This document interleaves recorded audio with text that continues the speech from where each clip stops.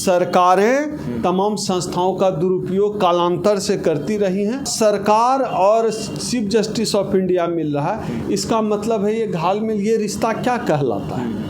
अभी गोगोई ने जो है राम मंदिर के मामले में डिसीजन दिया तो वो राज्यसभा बन गए। एसटीएफ का पूरा लिस्ट देखिए ना, 80% ठाकुर, 20% ब्राह्मण। तो इनकाउंटर किसका, ठाकुर का होगा, ब्राह्मण का होगा कि यादव दलित का होगा, यादव जाटव दुसाद मेहतर मुसलमान का होगा। तो एसटीएफ का टीम ही पूरा जातिवादी है। जाति देखकर एफआईआर होता है, जाति देखकर इनकाउंटर होता है, जाति देखकर बुलडोजर चलता है। चाहे हेमंत सोरेन को जेल भेजना हो, या लालू प्रसाद जी को जेल भेजना हो, या अरविंद केजरीवाल जी को जेल भेजना हो, ये सब पूरी तरह से राजनीतिक खेल होते हैं।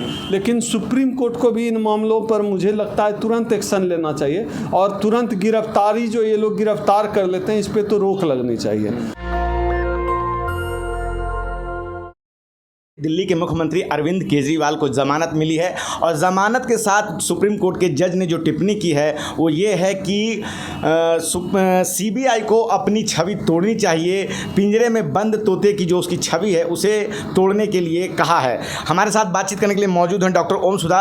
सर, क्या कहना चाहेंगे, तोते की तरह सीबीआई हो गई है? वाली छवि तोड़नी चाहिए सीबीआई को, लेकिन क्या है कि इस देश ही नहीं, मैं इतिहास का विद्यार्थी हूँ, पूरी दुनिया का इतिहास ही यही कहता है कि जितने भी संस्थान होते हैं, इवन न्यायपालिका तक, सब राज सत्ता से संचालित होती है। इसमें कोई छुपा हुआ है नहीं। ये बनावटी और किताबी बात होती है कि कोई संगठन निष्पक्ष होता है, इसको हम बनावटी बात मानते हैं। और जो आज दिल्ली के मुख्यमंत्री अरविंद केजरीवाल जी को जो बेल मिला है, ये स्वागत करने लायक है, लेकिन देर बहुत हो गया। सबको पता है, मुझे समझ में नहीं आता किसको पता नहीं है कि एक राजनीतिक जो है साजिश है। ये पूरी तरह से साफ दिखता है। चाहे हेमंत सोरेन को जेल भेजना हो, या लालू प्रसाद जी को जेल भेजना हो, या अरविंद केजरीवाल जी को जेल भेजना हो, ये सब पूरी तरह से राजनीतिक खेल होते हैं। लेकिन सुप्रीम कोर्ट को भी इन मामलों पर मुझे लगता है तुरंत एक्शन लेना चाहिए, और तुरंत गिरफ्तारी, जो ये लोग गिरफ्तार कर लेते हैं, इस पर तो रोक लगनी चाहिए।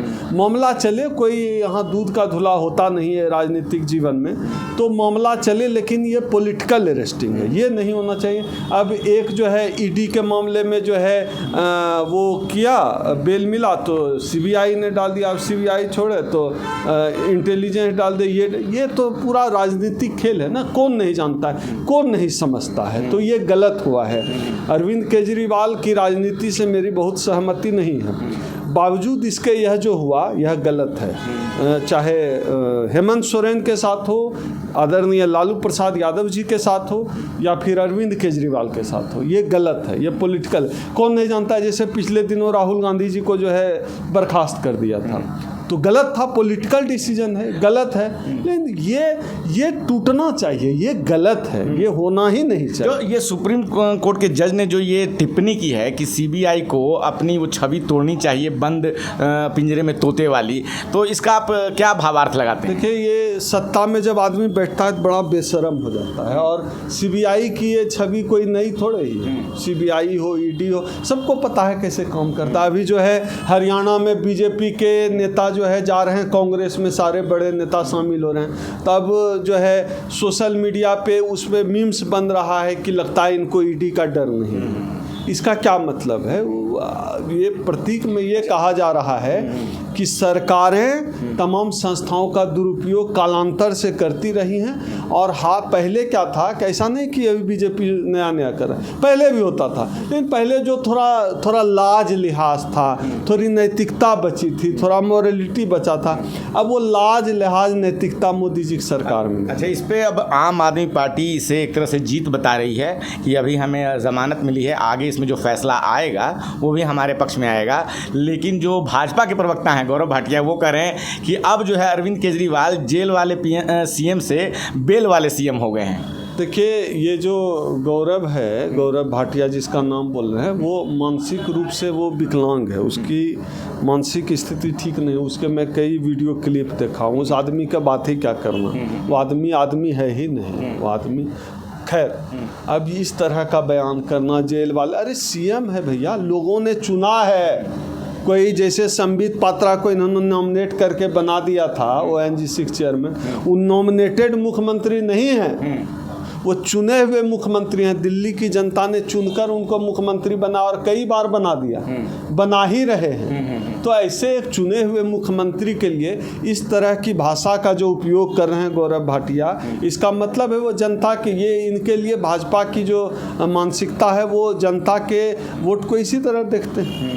अच्छा, न्यायपालिका को लेके और सवाल अभी उठ रहे हैं कि 11 सितंबर को प्रधानमंत्री मोदी जो है गणेश पूजा के अवसर पे चीफ जस्टिस के यहाँ जाते हैं और सोशल साइट्स एक्स पे जो है फ़ोटो भी डालते हैं। अब इस बात पे सवाल उठ रहे हैं कि जो संविधान का आधारभूत संरचना है धर्मनिरपेक्षता और न्यायिक निष्पक्षता की जो बात है, तो कार्यपालिका और न्यायपालिका को जो एक पृथक किया गया है, तो उसमें अब न्यायिक निष्पक्षता पे सवाल उठ रहे हैं और धर्म निरपेक्षता भी जो है संविधान के आधारभूत संरचना है। तो कई वकील इसका स्वागत कर रहे हैं कि जो पहले कभी नहीं हुआ है वो ऐसा नहीं है कि वो अभी नहीं हो सकता है, और कई वकील जो दुष्यंत दवे हैं तो उन्होंने कहा है कि ऐसा नहीं होना चाहिए था। आपकी क्या राय है? मैं अभी रवीश कुमार को देख रहा था आते हुए, उसका वीडियो इस पर उन्होंने शो किया है, तो उन्होंने कहा इसमें बताने लायक क्या है, इसमें छुपाने लायक क्या है। मुझे लगता है छुपाने लायक भी नहीं है, बताने लायक भी नहीं है, लेकिन इसको बताया गया नरेंद्र मोदी .in पे उन्होंने वीडियो 19 सेकंड का एक वीडियो डाला गया क्या है। संदेश क्या देना चाहते हैं, क्या लगता है, बताया गया आप? तो उसमें कुछ विशेष, मोदी जी ऐसे कुछ करते नहीं, कुछ ना कुछ संदेश छुपा होता है। जैसे कि आप ऐसे भी देख सकते हैं कि कर लो दुनिया मुट्ठी में। अब तक जो है ईडी और सीबीआई जैसे संस्थानों का जो है इन्होंने इस्तेमाल किया है, इन्होंने साइन दिया है कि ये भी हमारा है, ये भी हमारी मुट्ठी में। दूसरा जो है, ये जो इस पूरे मामले को मैं देखता हूँ, जैसा कि आप अभी अपने सवाल में बोले कि जो है ये न्यायपालिका और कार्यपालिका के बीच का जो सम्मानजनक जो एक डिस्टेंस रहा है वो ख़त्म हुआ। बिल्कुल ये गलत हुआ है। ये जो जुडिशियरी का जो एक आइसोलेशन है, रिस्पेक्टेड आइसोलेशन, वो टूट गया है, वो ठीक नहीं है ना। ये मैं इसलिए कह रहा हूँ क्योंकि इस देश में इस सरकार के खिलाफ भी जो है मामले चलते हैं सुप्रीम कोर्ट में, और सरकार और चीफ जस्टिस ऑफ इंडिया मिल रहा है। इसका मतलब है ये घालमेल, ये रिश्ता क्या कहलाता है, ये सवाल तो उठेगा, और ये सवाल है। शिवसेना के संजय राउत ने कहा है कि हमारे खिलाफ जो है कई मामले सुप्रीम कोर्ट में हैं और प्रधानमंत्री जो है उसमें जो है दूसरी तरफ हैं, तो ऐसे में अब न्याय की कितनी उम्मीद रहेगी? हाँ, बिल्कुल सही बात है। इसका मतलब है, और व्यक्ति नरेंद्र मोदी कोई सिर्फ भारतीय जनता पार्टी के या आरएसएस के कोई कैडर कार्यकर्ता नहीं है ना, वो इस देश के प्रधानमंत्री, वो इस देश की सरकार के मुखिया हैं, सर्वोसर्वा वो। और जो चंद्रचूड़ हैं, DY चंद्रचूड़, वो चीफ जस्टिस ऑफ इंडिया है, सो हेड करते हैं जुडिशियरी को। अब ये मिलें और इनके खिलाफ मामला चल रहा हो, तो इस बात की उम्मीद तो कम से कम हर आदमी तो संदेह करेगा ही कि इस मामले में, जिस मामले में नरेंद्र मोदी पार्टी हो, सरकार पार्टी हो, उस मामले में न्याय मिल पाएगा, ये जो है बहुत एक शक तो पैदा करता ही है। अच्छा, सोशल साइट्स पे एक मीम्स भी चल रहे हैं कि क्या CGI भाजपा ज्वाइन करने वाले हैं? संभव है कर जाएं। इस देश तो भारतीय जनता पार्टी के साथ तो परंपरा रही ही है। अभी गोगोई ने जो है राम मंदिर के मामले में डिसीजन दिया तो वो राज्यसभा बन गए। हो सकता है ऐसी कोई डील चल रही है, अनुमान है, संभव ऐसा हुआ है, चूंकि पहले ऐसा हुआ है इसलिए ऐसा आगे भी हो सकता है कि इनको राज्यसभा दे दे, किसी राज्य का राज्यपाल बना दे, क्योंकि जजों को चेयरमैन बनाने, अलग अलग बोर्ड का मेंबर चेयरमैन बनाना, वो भारतीय जनता पार्टी ने की सरकार ने, मोदी जी की सरकार ने वो परंपरा डाल दी है। तो ये कोई ज़्यादा संभावना तो हमें इसी बात की हमें भी लग रहा है। अच्छा, एक न्यूज़ और चल रही है साथ में कि 2009 का मामला है और उस समय जो CGI हैं वो मनमोहन सिंह उसमें प्रधानमंत्री थे, उनके आवास पे गए थे, इफ्तार पार्टी थी, उस पर क्या कहेंगे? उस समय भी ये चल रहा है। देखिए, ये जो मनमोहन जी ने जो इफ्तार पार्टी दी थी तत्कालीन प्रधानमंत्री, तो वो एक सार्वजनिक कार्यक्रम था, सरकारी कार्यक्रम या व्यक्तिगत कार्यक्रम नहीं था कि जो है चीफ जस्टिस ऑफ इंडिया आए, घर का झुनझुना छिटकिनी बजाए, घुस गए, जाके आरती लेकर पूजा करने लगे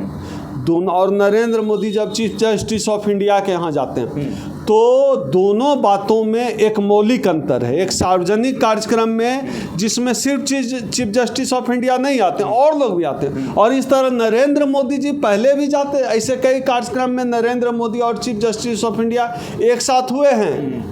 लेकिन ये घर जाना, अकेले जाना, ये शक पैदा कर रहा है। ये दोनों सार्वजनिक कार्यक्रम में मिल जाना, आ जाना और व्यक्तिगत किसी के घर में घुस के उसके पूजा घर में अगरबत्ती दिखाना, दोनों बात में बहुत बहुत बहुत ज़्यादा अंतर है। दोनों को एक मिलाकर नहीं देखा जा सकता। अच्छा, एक मामला भी आया है उत्तर प्रदेश में। मंगेश यादव नाम का एक लड़का है जो 20 साल का युवक है। सुल्तानपुर में एक डकैती होती है, उसमें कई लोग रहते हैं। मुख्य अभियुक्त जो है विपिन सिंह रहते हैं और विपिन सिंह रहता है और फिर जो है इसमें मंगेश यादव का इनकाउंटर कर दिया जाता है। सवाल उठ रहा है कि क्या जाति देखकर इनकाउंटर किया जा रहा है? विधानसभा में भी जो है योगी आदित्यनाथ, गोमती नगर की घटना होती है, उसमें भी कई लोग रहते हैं, लेकिन यादव और मुसलमान का नाम लेते हैं। क्या कहेंगे आप देखिए कि जो है आप ही ने कहा विपिन सिंह का इनकाउंटर नहीं होता, मुख्य अभियुक्त वो है, उस पर ज़्यादा मामले दर्ज हैं। यादव का हो जाता है। इस देश में तो यही होता आया है आज तक। और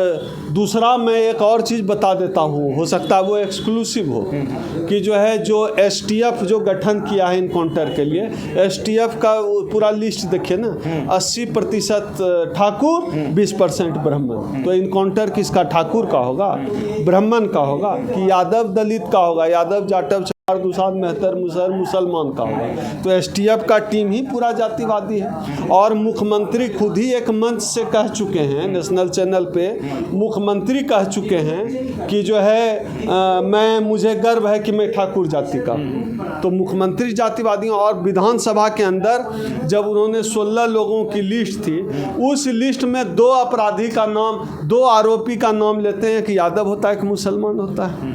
तो जिस सूबे का मुखिया ही इतना जातिवादी हो और STF ही पूरा जातिवादी गिरोह हो, तो वहाँ आप क्या उम्मीद कर सकते हैं? बिना जाति देखे इनकाउंटर होते हैं।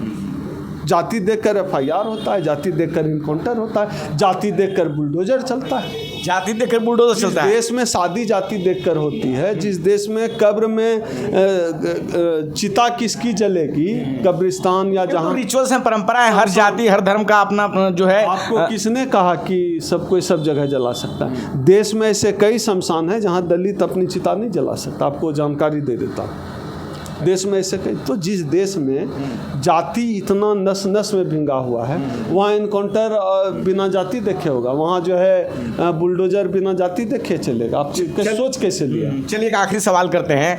अभी जो है 11 तारीख को एक रैली हुई इंदिरा गांधी इंडोर स्टेडियम में। चंद्रशेखर आज़ाद ने जो है, हाँ, SC ST जो वर्गीकरण का फैसला आया जाति जनगणना पे, आप उस रैली को कैसे देखते हैं? और चंद्रशेखर आज़ाद ने जो रैली बुलाई, तो मैं भी वहाँ कवर कर रहा था, तो काफ़ी संख्या में लोग आए थे, लाखों में लोग आए थे।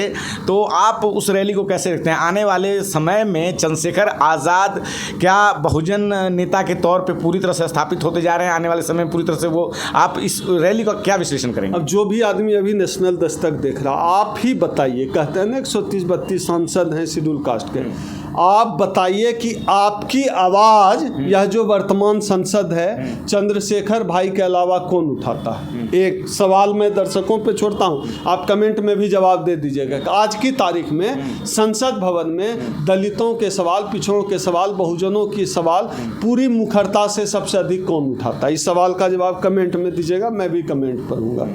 दूसरा, चंद्रशेखर आज़ाद की रैली में 15,000 तो कैपेसिटी है हॉल की, जहां रैली हुई। मैं भी उस रैली का हिस्सा हूं और वो मेरी पार्टी में, आज़ाद समाज पार्टी से जुड़ा हुआ, मेरी पार्टी की रैली है वो। और 3 लाख से ज़्यादा लोग सड़कों पर थे, पूरी दिल्ली लाल जो नीली हुई पड़ी थी। कहाँ से हुआ? किसी को बस भाड़ा देकर बुलाया, किसी को होटल में रुकवाया, किसी को साड़ी बांटा, किसी को कब्बल बांटा या लिफाफा में नोट दिया स्वतः? ये तो आप बताएंगे। ये जाहिर सी बात है, इस देश का बहुजन समाज का आज जो है एकमात्र नेता जो सबसे बुलंद आवाज़ है वो चंद्रशेखर आज़ाद की है। और अभी जो 2 दिन पहले रैली हुई है, इस देश के बहुजनों ने यह घोषणा कर दी कि बहुजनों की सबसे बड़ी और ईमानदार आवाज़ चंद्रशेखर आज़ाद है। आने वाले समय में नहीं, आज से और अभी से इस देश की सबसे बड़ी आवाज़ बहुजनों की भाई चंद्रशेखर आज़ाद है। चलिए ठीक है, आपने हमसे बात की, बहुत बहुत शुक्रिया। Thank you. तो हमारे साथ थे डॉक्टर ओम सुधा और हमने इनसे कई मुद्दों पे बात की, जिस तरह से सुप्रीम कोर्ट ने आज ये टिप्पणी की कि सीबीआई को अपने बंद तोते की जो छवि है वो तोड़नी चाहिए, पिंजरे में बंद तोते की जो छवि उसे तोड़ना चाहिए, और चंद्रशेखर आज़ाद को लेकर इन्होंने एक बड़ी बात कही है। आपकी क्या राय है इस बातचीत पे? आप अपनी राय हमें कमेंट बॉक्स में ज़रूर बताएं। मैं रंजय कुमार, कैमरामैन श्रवण के साथ, नेशनल दस्तक। धन्यवाद।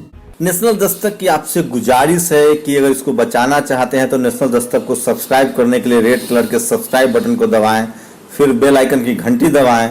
नेशनल दस्तक को बचाने के लिए बहुत ज़रूरी है कि हर खबर को शेयर करें, लाइक करें, कमेंट जरूर करें।